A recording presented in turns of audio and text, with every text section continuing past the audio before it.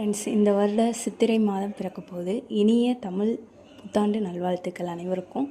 சித்திரை 1 சித்திரை கனி காணுதல் சொல்லிட்டு ஒரு வழிபாடு நம்ம படுவோம்.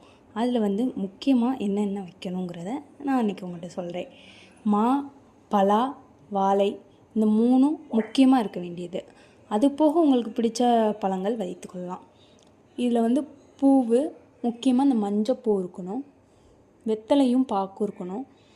அது போக குங்குமம், மஞ்சள் கண்டிப்பாக இருக்கணும். இது போக காசு நமக்கு முக்கியமாக காசு இருக்கணும். அப்புறம் நம்மக்கிட்ட இருக்கிற நகைகள் எது இருந்தாலும் வைத்துக்கொள்ளலாம். இது போக உங்களுக்கு என்ன விருப்பமோ நீங்கள் வச்சுக்கலாம். அப்புறம் முக்கியமாக இந்த கண்ணாடி இருக்கணும்.